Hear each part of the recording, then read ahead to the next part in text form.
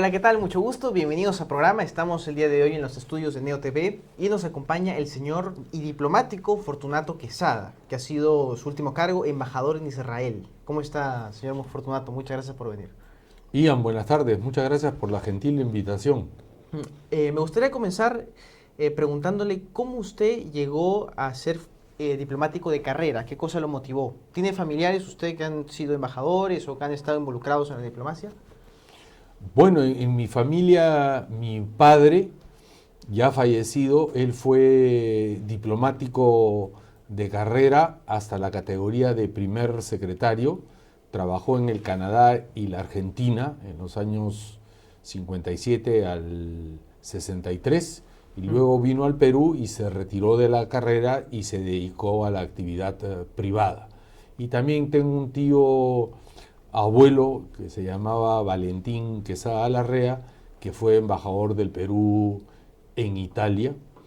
Y bueno, y decidí yo primero estudiar administración de empresas en la Universidad del Pacífico en el año 76, luego de salir del Colegio Markham, y luego de 3 años y medio en la carrera de administración de empresas decidí pasarme a la Academia Diplomática. En ese entonces su sede en Girón Junín 421, 3 años duraba la carrera, y bueno, entré por la curiosidad de la carrera. Mi padre había sido diplomático, bueno, hasta primer secretario, y yo tenía la inclinación, la vocación de servicio, como se dice en el fondo, como dicen los ingleses, un diplomático es un civil servant, es un servidor público. Claro. En consecuencia, ingresé, estudié los 3 años, me gradué en diciembre del 82 y luego trabajé pues de tercer secretario en la Cancillería, y en marzo del 85 fui nombrado como tercer secretario de la Embajada del Perú ante el Reino de Bélgica. Ese fue mi primer puesto durante 6 años.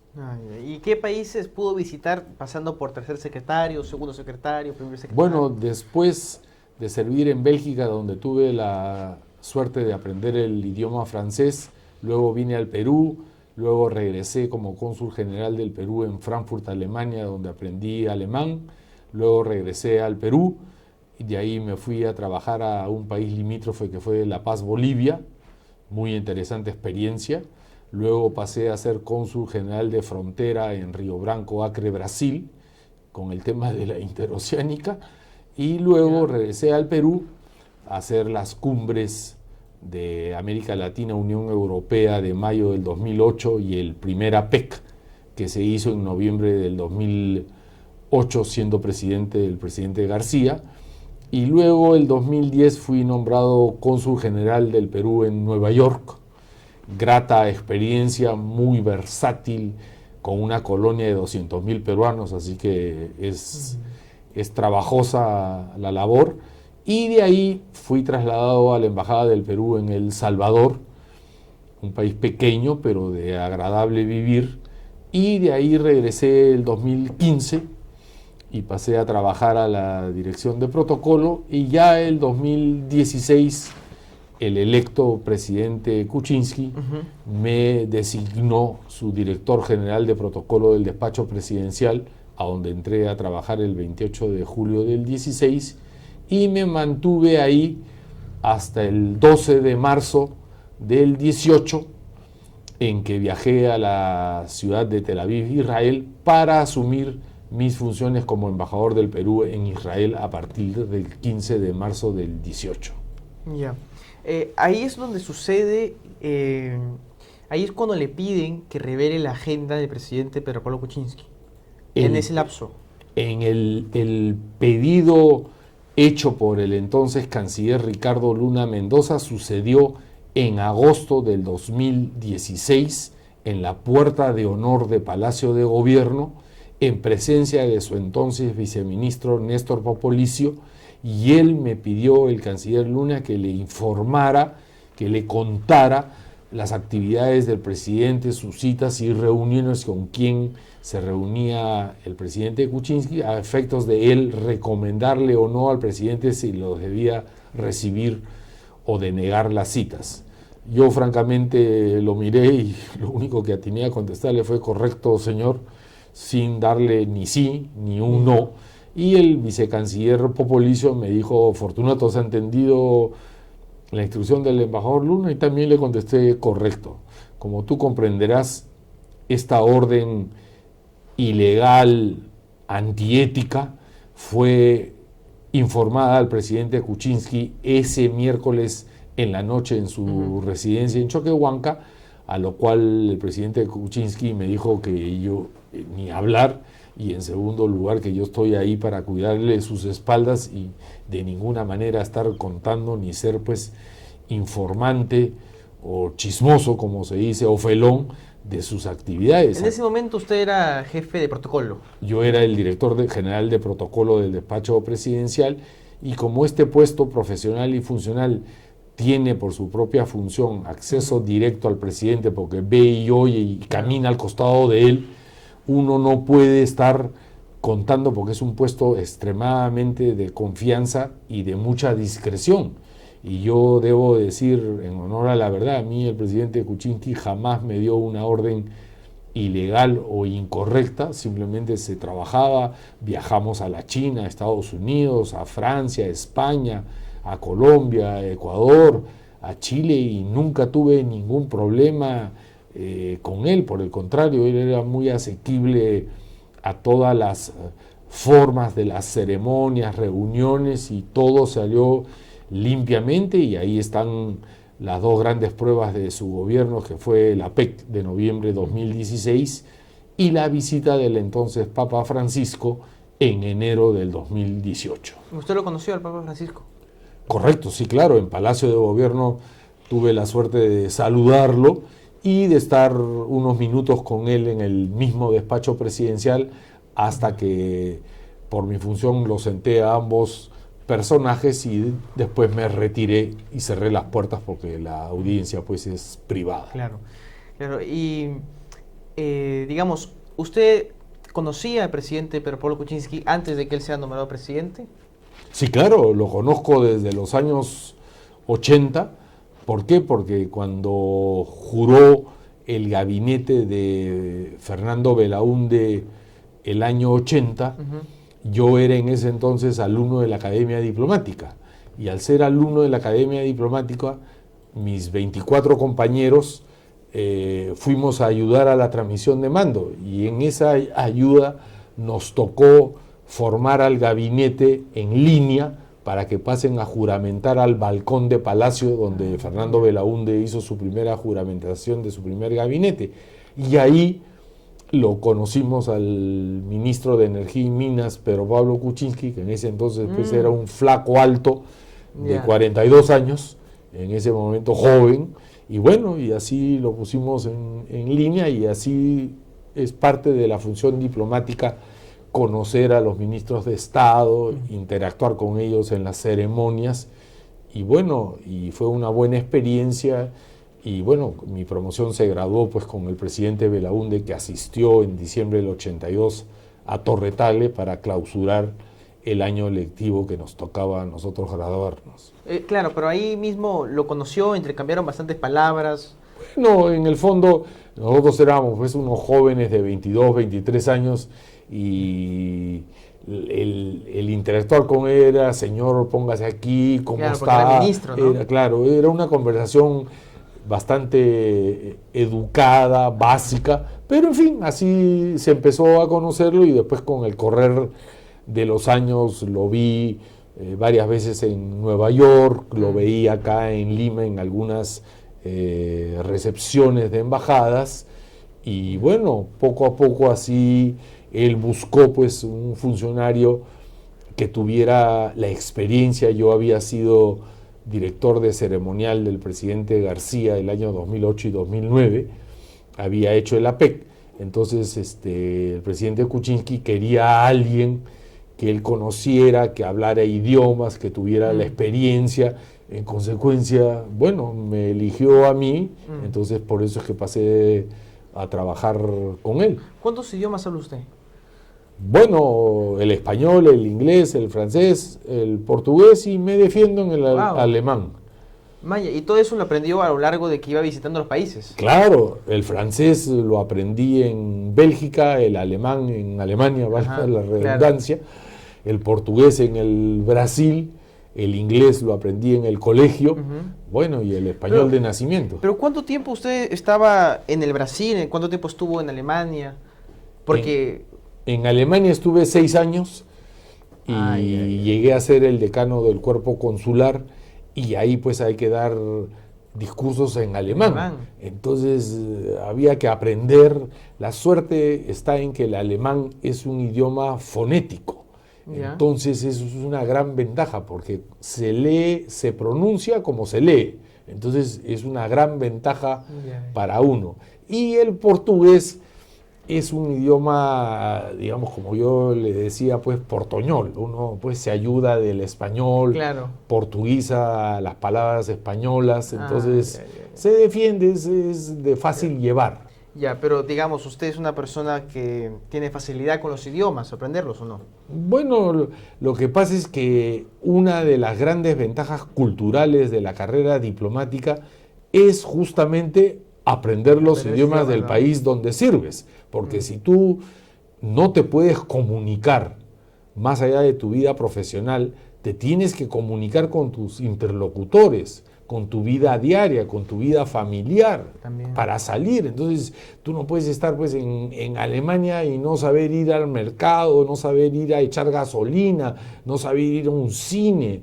Me dejo entender, tienes que interactuar con el público alemán y bueno, es necesario y es una exigencia que todos los diplomáticos deberían cumplir. Hay que conocer la idiosincrasia, la cultura del país donde uno está sirviendo, y si tú hablas y aprendes el idioma de ese estado, te va a ser mucho más fácil porque los alemanes, como los belgas, como los brasileros, se van a sentir felices que un extranjero aprenda pues su idioma. Para ellos también les era fácil conmigo interactuar, y también ellos aprendían algunas frases que yo les decía pues en español, como por ejemplo, ¿cómo estás? Muchas gracias, o esta famosa frase coloquial que todos la decían pues, una cerveza por favor. Entonces, así la gente pues interactúa, y cuanto mejor te puedas comunicar, el trabajo es más fácil, se alivia. Pero por si acaso un cónsul o un embajador o un primer secretario se le asigna un intérprete, por si acaso no logra aprender el idioma o para que se le facilite su aprendizaje. Bueno, los grandes presidentes que existen en el mundo de todos los países normalmente tienen un intérprete. Por más de que, por ejemplo, yo he visto al presidente Lula en el Brasil y en Lima, y por ejemplo, él siempre tiene su intérprete. Por más de que él entiende el español y lo habla, él siempre habla en su idioma materno, el portugués. El presidente Donald Trump habla su inglés y siempre tiene un intérprete a su lado. El presidente Macron, que acaba de reunirse con la presidenta Boluarte, también tú ves que ahí detrás está la persona que hace de intérprete. ¿Por qué? Porque uno domina bien su idioma materno. Entonces el intérprete pasa a ser una persona de mucha importancia porque tiene que entender no solo las palabras, sino la intencionalidad de lo que se está diciendo. Me dejo entender. Entonces hay que tener mucho cuidado. Entonces uno prefiere asegurarse a hablar en el idioma que uno domina al 100%, porque es la única manera que uno está seguro de lo que está diciendo. Ya el intérprete, para algo es su función, interpreta, valga la redundancia, y transmite a la contraparte lo que se quiere decir. Ahora, lo sucedido con la Cancillería y con usted, ¿ha afectado la relación que tenía con compañeros diplomáticos que usted ha conocido a lo largo de su carrera? Bueno, lo que pasa, y hay que decirlo con toda claridad, el programa que salió el 17 de junio del 2018 en prime time, en el programa Panorama, fue un programa pues de alto impacto mediático. ¿Por qué?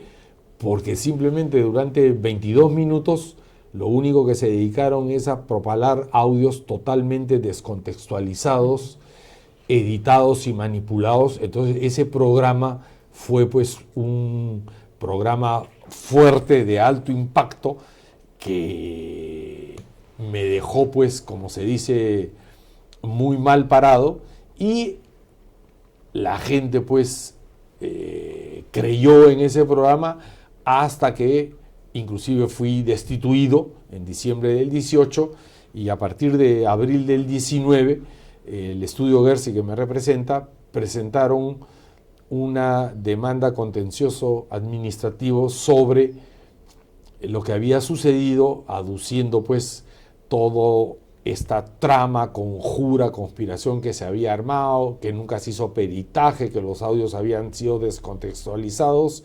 Y en el año 2020, en octubre, Cuarto Poder, en septiembre del 20, saca un programa haciendo ver que aquí había un complot.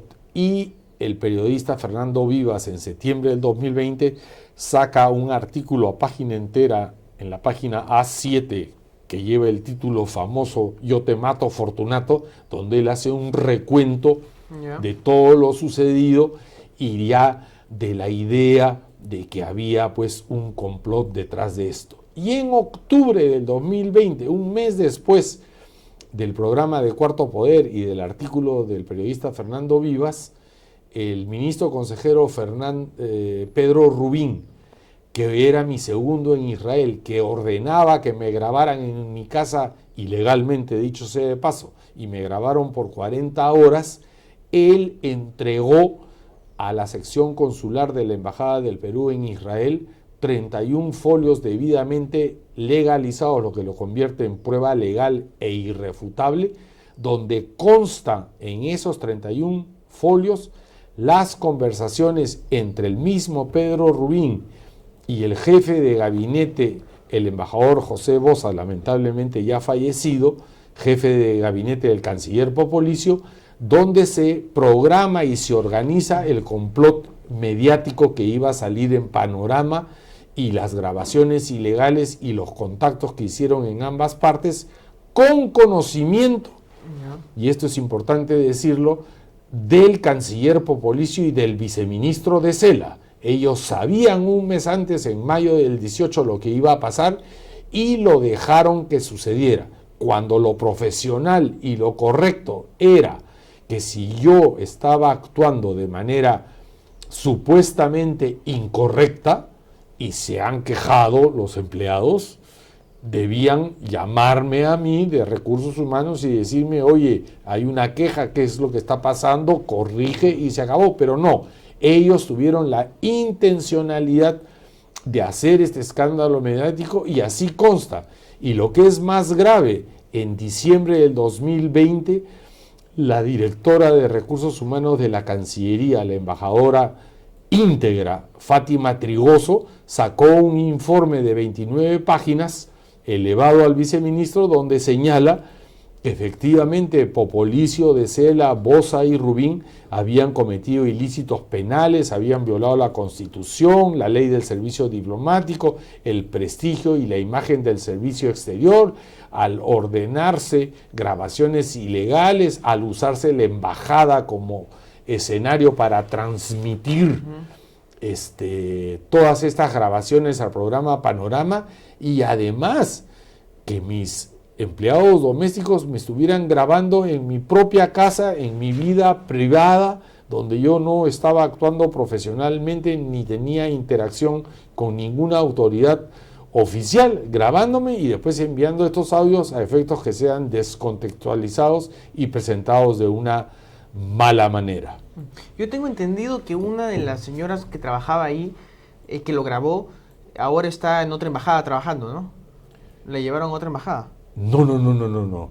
Los dos empleados que yo tuve, el chef Jesús Alvarado Segarra, al mes que yo me fui, fue despedido por Rubín, y también lo dejaron en la calle, y la empleada Romina Tevez se quedó trabajando en la embajada hasta diciembre del 18 y después se retiró.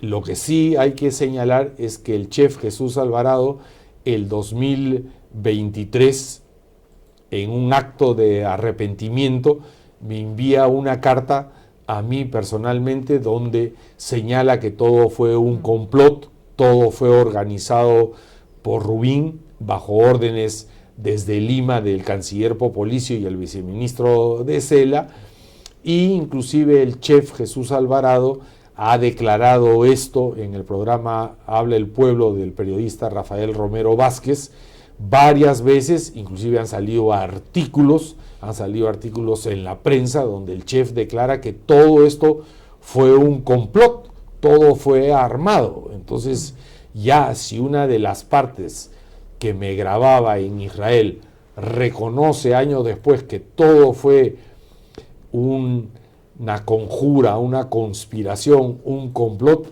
qué mejor prueba que el que grababa reconozca su propio error y lo diga públicamente. Y una vez ganadas las dos instancias, ¿esta es una tercera, la que ha habido la anterior semana?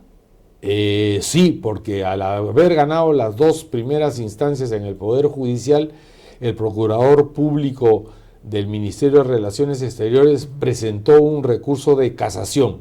Dicho recurso de casación fue visto el 2 de abril del presente año en la primera Sala Constitucional y Social de la Corte Suprema, y dicho recurso fue declarado improcedente.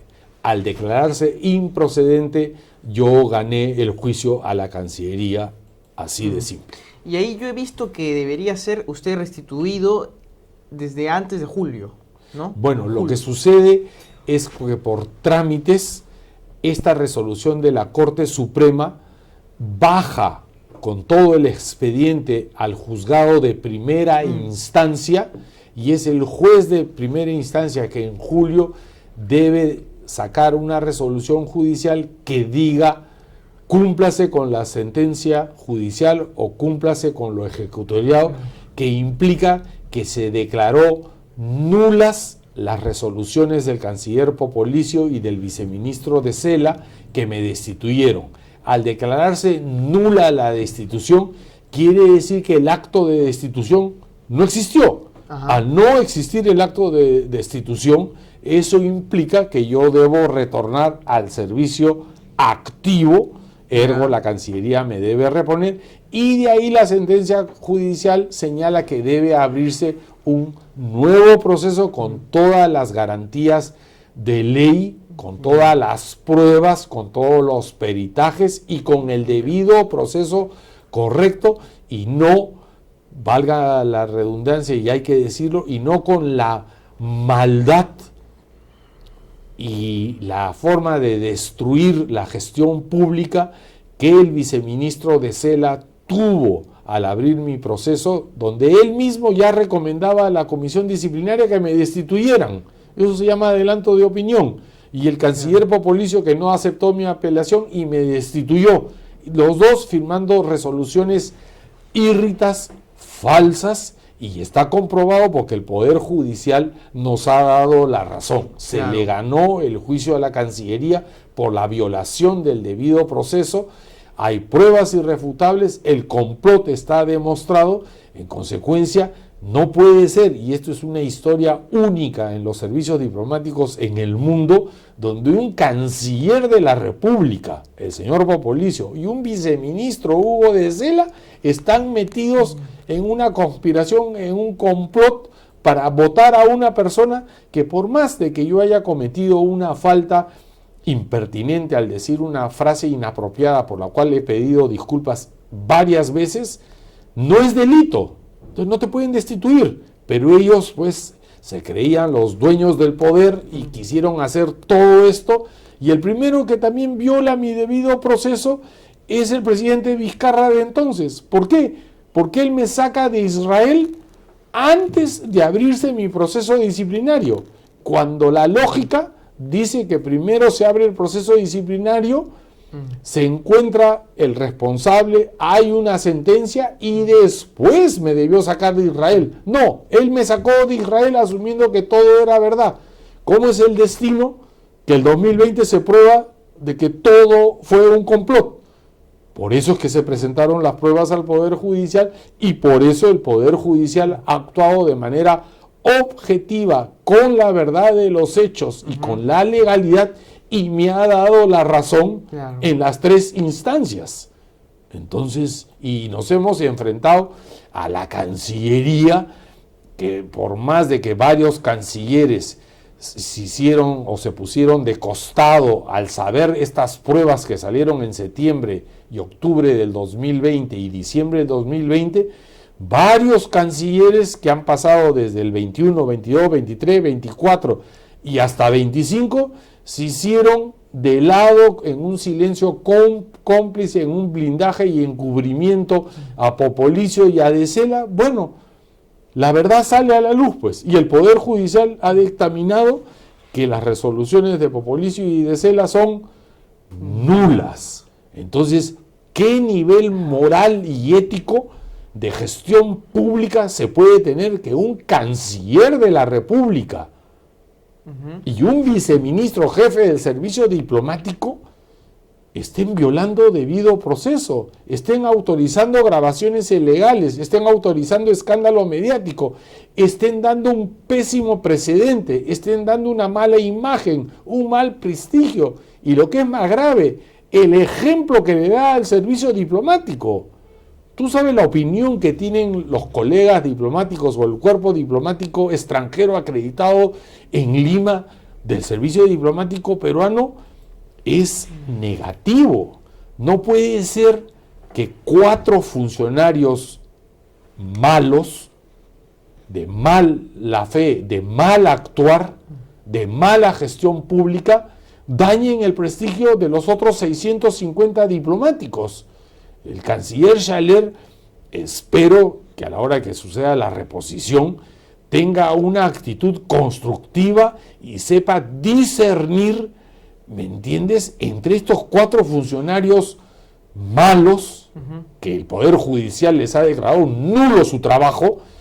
Ante el canciller Schaller tiene que defender la institucionalidad, tiene que defender el prestigio, la imagen y su cargo, haciendo valer la ley, la verdad, y que es inaceptable, inadmisible que se haya ordenado desde la alta dirección, con un canciller, un viceministro, un jefe de gabinete y un ministro consejero en Israel, que se grabe a un funcionario para hacerlo trizas en un escándalo mediático totalmente armado y digitado. ¿Y qué puesto le gustaría a usted ser puesto? Bueno, lo primero, como dice el refrán, primero hay que regresar a la Cancillería en julio, Dios mediante, y de ahí veremos, pues, me reuniré pues con el director de Recursos Humanos, el secretario general, el viceministro, y veremos pues qué es lo que se va a hacer, porque este acto no puede quedar en una impunidad. No puede ser hoy en día, por ejemplo, que el canciller Schaller tiene de asesor al embajador Hugo de Sela. Lo nombró de asesor por temas de la OEA, a lo cual lo llevó a Washington y había que pagarle los pasajes y los viáticos. Perfecto, porque había la candidatura de la ex canciller Ana María Sánchez Vargas al cargo de secretaria general adjunta en la OEA. Pero esa elección se perdió. Entonces ya la función del embajador de Sela terminó. No sé qué hace y no entiendo qué hace el canciller Schaller manteniéndolo todavía al embajador de Sela como un asesor ad honorem, cuando ya tiene una sentencia judicial que le declara nula su resolución. En consecuencia, hay que saber defender la ética, la moral y rodearse de gente proba. Tiene un embajador de Sela que actuó mal, su resolución lo prueba al recomendar destitución de antemano. Él sabía un mes antes todo lo que iba a pasar y aún así digitó para que me votaran cuando no había cometido delito. Entonces no puede tener él a un embajador que está cuestionado con una sentencia del Poder Judicial que es cosa juzgada. Ya el embajador de Sela le han dicho que tu trabajo, tu resolución del 2018 sobre el proceso disciplinario de Fortunato Quesada es nula, ni siquiera se la han corregido, lo cual pues digamos podría ser. No, le han declarado que es nula. O sea, por favor, entonces el señor Schaller debería rodearse pues de gente más proba, ética y moralmente intachable, y que tenga una hoja de servicios impecable y que no tenga una sentencia judicial en contra de su trabajo. Esto puede ser también consecuencia de lo sucedido en 1992, cuando estaba el presidente Fujimori y se votó, o se destituyó, digamos, de alguna manera, 20% de los diplomáticos de ese entonces. Bueno, con el canciller de la Fuente, creo que fue en ese momento. De la Puente. De la Puente. Salvando las proporcionalidades, aquí sucede lo mismo. En diciembre del 92, con el canciller de la Puente y el presidente Fujimori, se vota a 117 diplomáticos, que es alrededor del 20% del servicio diplomático. Y se les vota violando el debido proceso. Todos presentaron en el correr de los años sus procesos administrativos y todos fueron repuestos en el gobierno del presidente Toledo en el año 2001. Lamentablemente hay que decirlo también, que te voten violando el debido proceso y sin razón, hay varios diplomáticos que fallecieron en el camino. Esto no es broma, fallecieron. Y en mi caso, salvando las proporcionalidades, si bien soy yo una persona, pero también se violó el debido proceso y aún más se ordenó algo ilícito, que es hacer grabaciones ilegales a un funcionario diplomático, lo cual está penado por ley. Eso es ilegal, está prohibido en la Constitución. Solamente un juez ordena grabar. ¿Cómo evalúa usted la evolución de la política exterior del país conforme va pasando su carrera diplomática? Mira, a mí me encantaría dar una opinión, pero yo estoy ceñido solamente a mi caso y seguiré ceñido solamente a mi caso.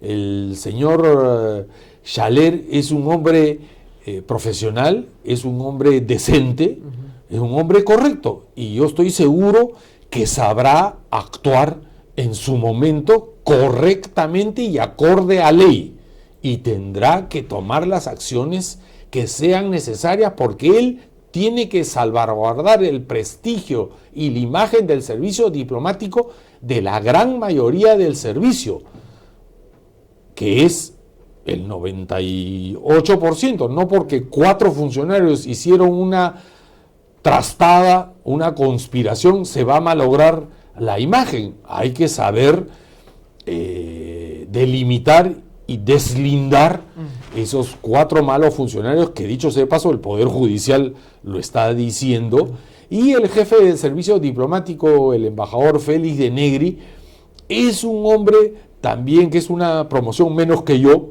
es un hombre correcto, y también sabrá como jefe del servicio diplomático actuar en consecuencia, acorde a ley, y para que este hecho que me sucedió a mí nunca vuelva a suceder. Acá tiene que salir alguna norma, alguna corrección del capítulo disciplinario administrativo de la ley del servicio diplomático 28091, donde se diga que está terminantemente prohibido grabar a un funcionario, está terminantemente prohibido firmar resoluciones viceministeriales falsas o resoluciones ministeriales falsas. Hay que ver la envergadura de lo que el señor Popolizio y de Cela han hecho. Acá la gente tiene que entender que uno puede cometer errores, nadie es infalible, pero de ahí actuar de manera premeditada, con maldad, con armando todas las resoluciones para que voten a una persona que no ha cometido un delito, pude haber sido malcriado, pedí las disculpas del caso. ¿Y cuál es el tema de hacer esto para votarme, para hacer daño?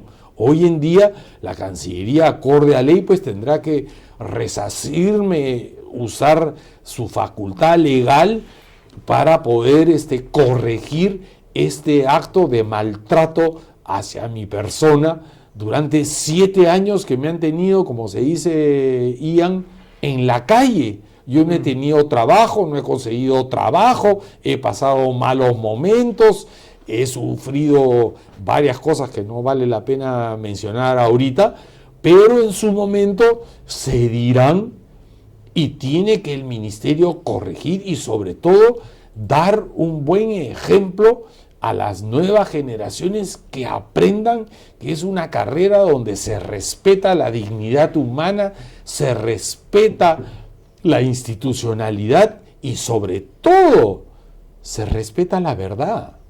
No se puede andar mintiendo. Un servicio diplomático que miente, yo he tenido la suerte en mi carrera de conocer al rey Balduino de Bélgica, al canciller Helmut Kohl, a la secretaria de Estado Condoleezza Rice, a la secretaria de Estado Hillary Clinton, al secretario de Estado John Kerry, al presidente Bush, al presidente Obama, al presidente Clinton. Jamás los he escuchado mentir. Nunca.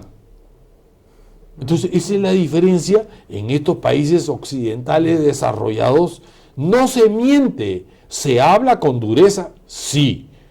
¿Se habla con firmeza? Sí. ¿Se exige? Sí. Pero se habla y se negocia con la verdad. La mentira tiene patas cortas, como se dice, y no puede trabajarse la institucionalidad como una cancillería que ande cojeando con mentiras. Eso no es institucionalidad, eso no es un servicio público y eso no es correcto para la población peruana que con sus impuestos le paga al servicio diplomático. Tú quieres que tú tengas servicios diplomáticos efectivos, eficientes, correctos, transparentes y que no hagan trampa ni hagan violaciones de debido proceso. Ya para ir terminando, yo quiero hacer una pregunta que viene de mi curiosidad personal totalmente. Sí, claro. Que es, usted es diplomático de carrera. Correcto. O sea, usted ha estado en la Academia Diplomática Javier Pérez de Cuellar. No. En ese entonces no era Javier Pérez de Cuellar. No se llamaba Javier Pérez de Cuellar. Era la Academia Diplomática. Era la Academia Diplomática que quedaba en Quirón Junín 421. Ajá. Ahora, ¿cómo siente o cómo ve los ojos de alguien que ha salido como embajador o como diplomático de carrera cuando se elige actores políticos que no han tenido experiencia anteriormente como cónsules o como embajadores o alguna experiencia de cualquier tipo como diplomático, se lo manda a algún país a ser embajador? Mira, en primer lugar, lo que te tengo que decir, no hay ningún cónsul, la función consular siempre es ejercida por los diplomáticos de carrera. No hay un cónsul de carrera político, no existe. Cónsul no. Cónsul no existe. Embajadores sí. En segundo lugar, la ley del servicio 28091 del servicio diplomático dispone que el 20% pueden ser designados embajadores políticos. En la práctica, eso significa que el presidente de la República tiene la libertad de decidir a discreción 11 embajadas que puede esta persona, el presidente, designar a la persona que ella o él cree que goza de su entera confianza. Son embajadores políticos. Entonces, aquí, por ejemplo, ha habido el último nombramiento, y me imagino que ahí va tu pregunta, del ex premier Gustavo Adriancén. Yeah. Mira, el ex premier Gustavo él viene de tener experiencia en la OEA, es un hombre que tiene experiencia en la gestión pública, hasta donde yo sé y la prensa ha informado, no tiene pues ningún lío de corrupción, cumple con las formalidades y la ley, y la presidenta, en base a su confianza, lo nombra representante peruano ante las Naciones Unidas. No, por eso es un nombramiento legal, claro. Puede no gustarnos la cara del ministro Adriansen, pero más allá de los gustos personales o físicos, acá lo que se busca es la eficiencia, y él, al tener la confianza de la presidenta, al tener una vinculación política con el gobierno de turno, esperemos que él utilice esas herramientas de trabajo para que su trabajo sea fructífero. Claro, no, a lo que yo voy, porque se sabe de que el ex premier Adriansen es representante permanente ante la OEA. No, a lo que yo me refiero es cuando un cuando un estudiante que está en la academia diplomática y sabe que al salir tiene que pasar por por tercer secretario, segundo, primero, ¿no? Y ve que un político es mandado directamente como embajador sin pasar por la academia diplomática, a uno le puede parecer injusto dentro de la academia. Esa es mi pregunta. Bueno, ¿no? sí, claro, pero ha sucedido con el presidente Castillo. Él quiso nombrar, si mal no recuerdo, una persona en Suecia y otra en Venezuela, creo, y la presión mediática no pasó el nombramiento, no se nombraron. Entonces existen mecanismos de hacer saber que la persona designada no es la adecuada. Claro, pero cuando usted era estudiante de ahí, ¿veía con envidia estos o veía que compañeros tenían eso en envidia? Lo que pasa, no, porque la ley lo permite. Claro. Por ejemplo, en el caso, cuando yo era alumno de la Academia Diplomática del 80 al 82, yo vi que el primer canciller de Belaúnde II fue el doctor Javier Arias Estela, y después lo nombró de embajador ante las Naciones Unidas, y lo hizo muy bien. Claro, pero entonces, ya había sido canciller, está bien, pues, ¿no? Pero entonces canciller, hay gente que da el brillo, claro, y lo sabe hacer bien. Ajá. Como también, valgan verdades, hay algunos que no dan brillo. Y ha sucedido en el caso últimamente del presidente Castillo. Él quiso nombrar, recuerdo, a una persona, no recuerdo el nombre, pero a Suecia, y a otro a Venezuela o Panamá, y por los antecedentes y la currícula de estas personas, la prensa hizo campaña y le hizo ver a Castillo y no pasaron los nombramientos. Entonces acá yo aprovecho que mencionas este caso, porque yo, por ejemplo, tengo que agradecer mucho a la prensa escrita, televisada, y a los opinólogos que respaldaron desde el año 2020, cuando salieron las pruebas irrefutables del complot, los 31 folios y el informe de recursos humanos. Yo he recibido el espaldarazo, el respaldo de los medios de prensa. Ahí está El Comercio, La República, Expreso, El Diario 1, La Noticia, Caretas, La Razón, Caretas, RPP, sí. En consecuencia, bueno, la misma televisiva NEO TV, también, ¿me entiendes? He tenido tweets de varios opinólogos, me ha entrevistado Augusto Álvarez Rodríguez en su podcast, sí, la semana pasada. Ayer la doctora Rosa María Palacios también sacó un tuit respaldando el artículo de Perú 21.